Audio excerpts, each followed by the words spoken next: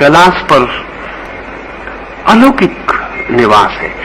करीब करीब नियमित रूप से नियम कैलाश कर रहा है कि कम से कम 500 बुद्ध सिद्ध, 500 बुद्धत्व को प्राप्त व्यक्ति कैलाश पर रहेंगे ही, और जब भी एक उनमें से विदा होगा किसी और यात्रा पर, तो दूसरा जब तक न हो तब तक विदा नहीं हो सकता। 500 की संख्या वहां पूरी रहेगी ही। उनकी 500 की मौजूदगी कैलाश को तीर्थ बनाती है, लेकिन ये बुद्धि से समझने की बात नहीं, इसलिए मैंने पीछे छोड़ रखी। उन 500 की उपस्थिति कैलाश को तीर्थ बनाती है। काशी का भी नियमित आंकड़ा है कि उतने संत वहां रहेंगे ही, उनमें से कभी कमी नहीं होगी। उनमें से एक को विदा तभी मिलेगी जब दूसरा उस जगह स्थापित हो जाए। और किस काशी की बातें कर रहे हो तुम? किस काशी की बात हो रही? किस काशी के सौंदर्य और अपूर्व वैसा कोई नगर नहीं जगत में। तुम किसकी बात कर रहे हो? ये काशी अगर है तब कल्पना होगी, नहीं पर वो काशी भी है, और एक कांटेक्ट फील्ड है ये काशी, जहां उस काशी और इस काशी का मिलन होता है। तो जो यात्री सिर्फ ट्रेन में बैठ के गया वो इस काशी से वापस लौट आता है, वो जो ध्यान में भी बैठ के गया वो उस काशी से भी संपर्क साध पाता है। तब इसी काशी के निर्जन घाट पर उनसे भी मिलना हो जाता है, जिनसे मिलने की आपको कभी कोई कल्पना नहीं हो सकती, उनसे मिलना हो जाता है। जैसे कि आप कहीं भी जाके एकांत में कहीं भी जाके बैठ के साधना करें तो बहुत कम संभावना है कि आपको अपने आसपास किन्हीं आत्माओं की उपस्थिति का अनुभव, लेकिन तीर्थ में करें तो बहुत जोर से होगा। कहीं भी करें वो नहीं होगा, लेकिन तीर्थ में आपको प्रेजेंस मालूम पड़ेगी। थोड़ी बहुत नहीं, बहुत गहन, कभी इतनी गहन हो जाती कि आप मालूम पड़ेंगे कि कम है और दूसरे की प्रेजेंस ज्यादा है।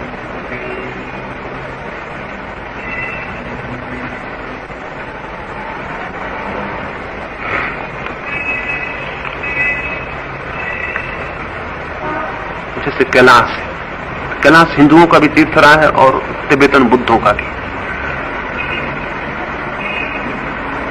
पर कैलाश बिल्कुल निर्जन है। वहां कोई आवास नहीं है, कोई पुजारी नहीं है, कोई पंडा नहीं है, कोई प्रकट आवास नहीं है कैलाश। लेकिन जो भी कैलाश पे जाकर ध्यान का प्रयोग करेगा वो कैलाश को पूरी तरह बसा हुआ पाएगा।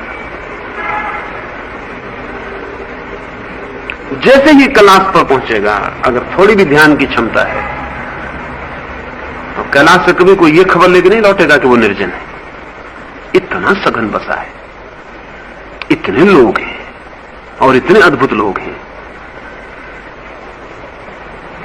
लेकिन ऐसे कोई बिना ध्यान के कैलाश जाएगा तो कैलाश खाली।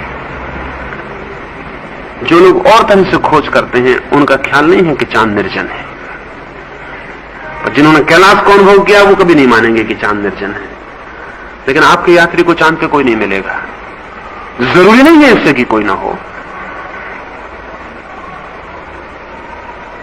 आपके यात्री को कोई नहीं मिलेगा। इसलिए बेचारे जैन, उनके ग्रंथों में बहुत वर्णन है चांद पर किस किस तरह के देवता हैं, क्या हैं, बड़ी मुश्किल में पड़ गए। वहां कोई नहीं है। और उनके साधु सन्यासी बड़ी मुश्किल में, तो वो बेचारे एक ही उपाय कर सकते हैं, उनको कुछ और पता नहीं। वो यही कह सकते हैं कि तुम असली चांद पे पहुंचे ही नहीं।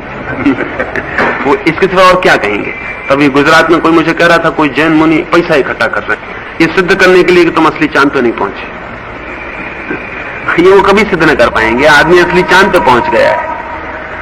लेकिन उनकी कठिनाई है कि उनकी किताब में लिखा है वो आवास है, वहां इस तरह के देवता रहते हैं, तो उनकी किताब में लिखा है और उनको तो कुछ पता नहीं। तो वो किताब है और अब वैज्ञानिक की रिपोर्ट है कि वहां कोई भी नहीं है, अब क्या करना है।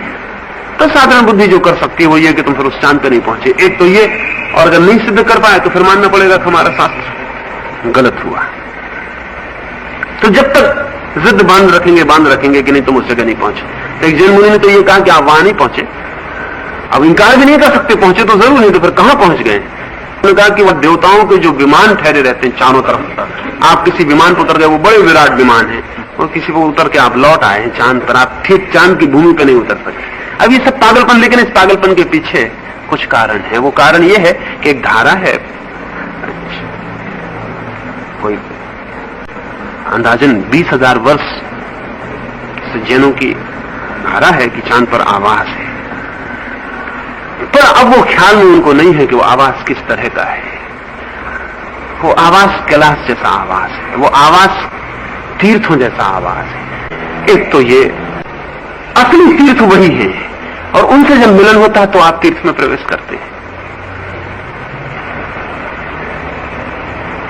उस अशरीरी घटना को आप न खोज सकेंगे, इसलिए भौतिक स्थल चाहिए जहां बैठ के आप ध्यान कर सकें और उस अंतर जगत में भी प्रवेश कर सकें। और वहां संबंध जो बुद्धि से ख्याल में नहीं आएगा, बुद्धि से उसका कोई संबंध नहीं है।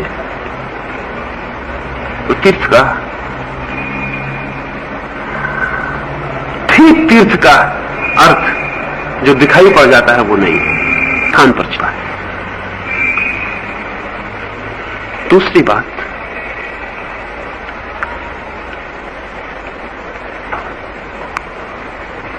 इस जमीन से जब भी कोई व्यक्ति परम ज्ञान को उपलब्ध होकर विदा होता है तो उसकी करुणा उसे कुछ चिन्ह छोड़ देने को कहती है, क्योंकि जिनको उसने रास्ता बताया, जो उसकी बात मान के चले, जिन्होंने संघर्ष किया, जिन्होंने श्रम उठाया, उनमें से बहुत से होंगे जो अभी नहीं पहुंच पाए, और उनके पास कुछ संकेत चाहिए जिनसे पर शरीर तो खो जाते, तो उनसे संपर्क साधने के लिए सूत्र चाहिए। उन सूत्रों के लिए भी तीर्थों ने ठीक वैसे ही काम किया जैसे कि आज हमारे रडार काम कर रहे हैं।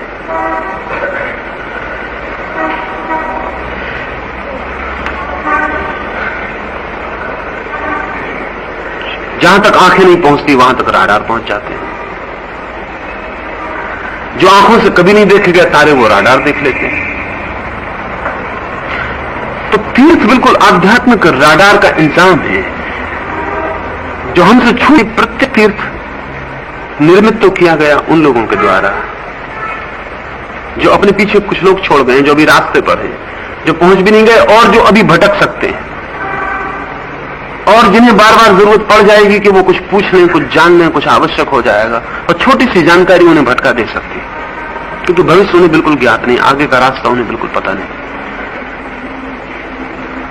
तो उन सब ने सूत्र छोड़े। उन सूत्रों को छोड़ने के लिए विशेष तरह की व्यवस्थाएं की